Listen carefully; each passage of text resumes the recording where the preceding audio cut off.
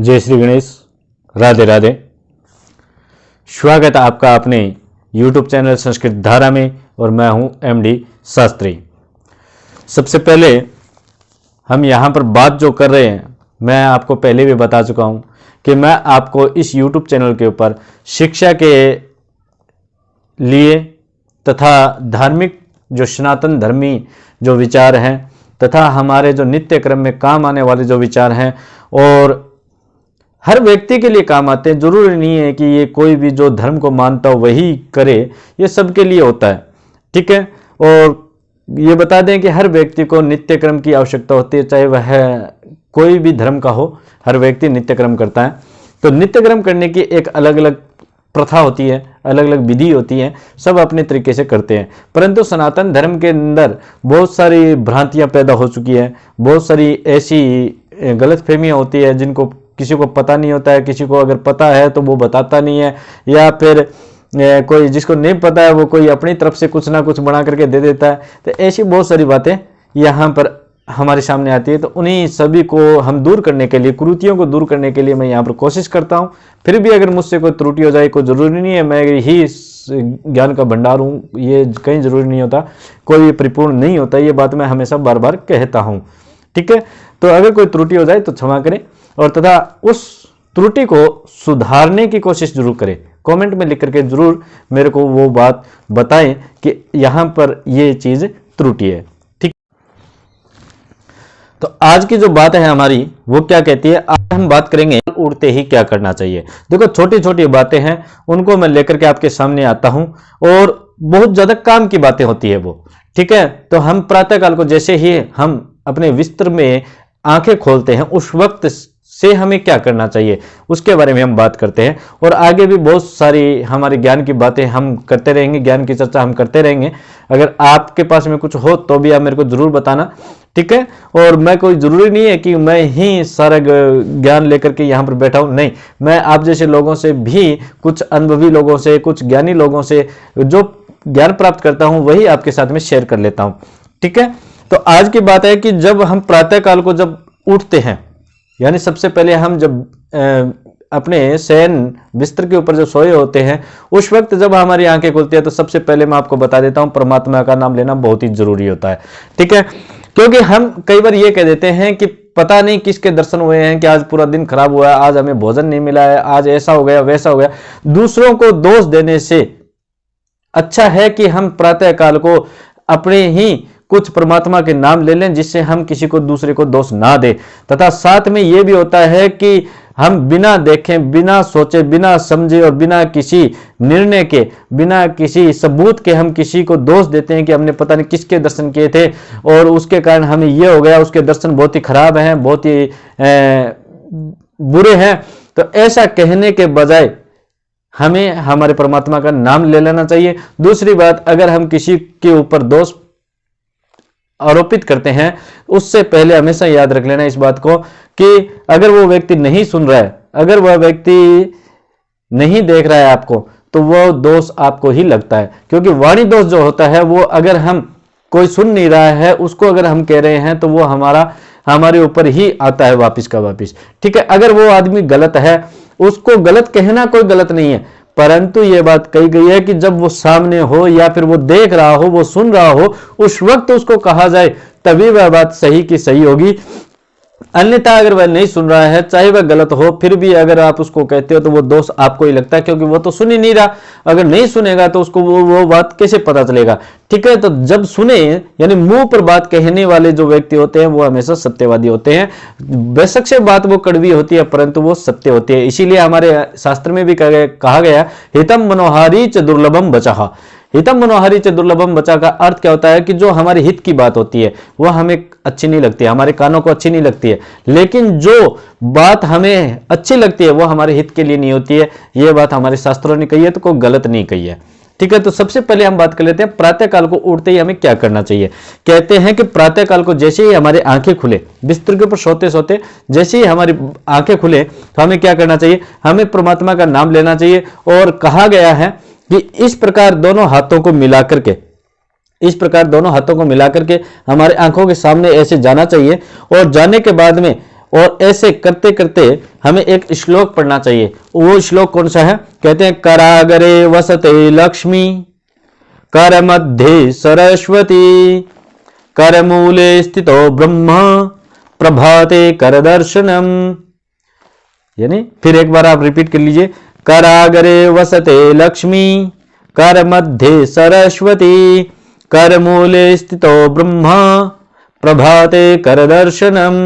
ये श्लोक मैं साथ में आपको लिखित में भी यहां पर स्क्रीन पर दे दूंगा, ठीक है, जिससे क्या है कि आपको पढ़ने में आसानी होगी। इससे क्या होता है, इसका अर्थ क्या है? तो कहते हैं जो हमारे हाथ हैं इनके अग्रभाग में, इसने कहा ना कराग्रे वसते लक्ष्मी, कर के अग्रभाग में हमेशा लक्ष्मी का वास होता है। पैसे कैसे गिनते हो? कैसे गिनते हो आप? ऐसे तो गिनते नहीं हो। पैसे कैसे गिनते हैं? ऐसे अंगुलियों से गिनते हैं। यानी लक्ष्मी का वास कहां होता है? यहां होता है, ठीक है। तो हमारे कर के अग्रभाग में हमेशा लक्ष्मी का वास होता है। फिर कहा इसने कर मध्य सरस्वती। हम जब भी पुस्तक लेते हैं तो उसको इस प्रकार रखते हैं, ठीक है, हाथ हथेली पर रखते हैं। तो इसीलिए कहा गया है कि सरस्वती माता जो है वो हमेशा हमारे कर के मध्य में निवास करती है। फिर कहा है इसने कर मूले स्थितो ब्रह्मा। और कर का जो मूल है, मूल माने होती है जड़।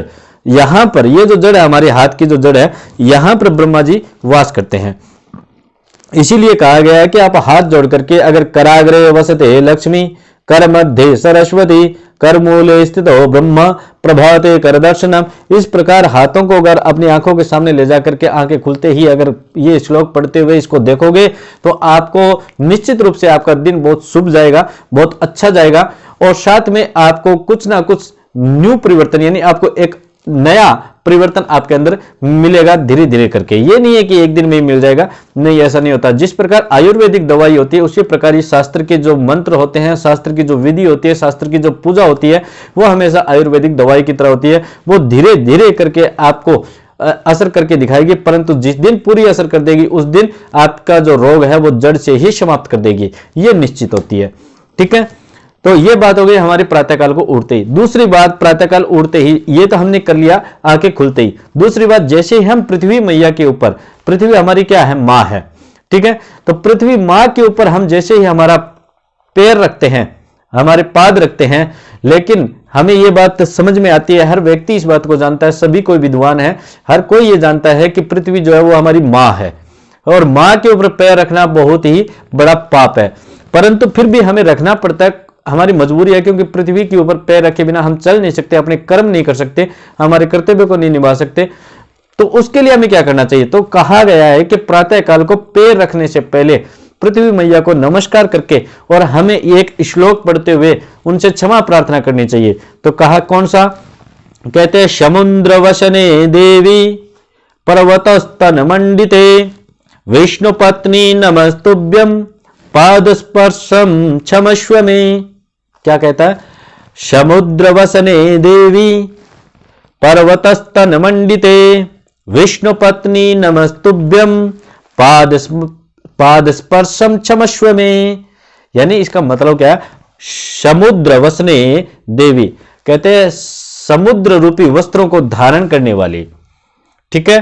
पर्वतस्तन मंडिते, जो पर्वतों के द्वारा जो अलंकृत है, सुशोभित हो रही है, ठीक है। विष्णु पत्नी नमस्तुभ्यम, हे विष्णु भगवान की पत्नी आपको नमस्कार है।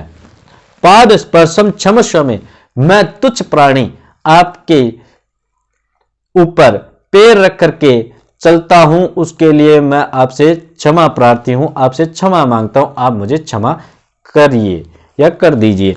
तो इस प्रकार जब हम उनसे प्रार्थना करते हैं तो पृथ्वी मैया हमारे जो अनेक पाप होते हैं, हमारे से जाने अनजाने में बहुत सारे पाप हो जाते हैं, अनजाने में बहुत सारे हो जाते हैं, हम चलते हैं तो कीड़े मकोड़े इत्यादि बहुत सारे जीव मरते हैं, तो वो सब दूर करने के लिए हमें पृथ्वी मैया से प्रार्थना करनी पड़ती है, ठीक है। ये जरूरी हो जाता है, क्योंकि लोग ये कहते हैं कि हम तो कोई पाप करते नहीं है, लेकिन परंतु हमें पता है कि हम जैसे ही धरा पर चलते हैं, पृथ्वी पर चलते हैं, तो हमारे पैरों के नीचे आकर के बहुत सारे जीव जंतु हैं जो मरते हैं, तो वो अनजाने में से ही, लेकिन पाप तो हमसे होता है। तो इसीलिए कहते हैं कि उन कर्मों से मुक्त, उन बुरे कर्मों से मुक्ति को प्राप्त करने के लिए हमें पृथ्वी मैया से प्रार्थना करनी चाहिए।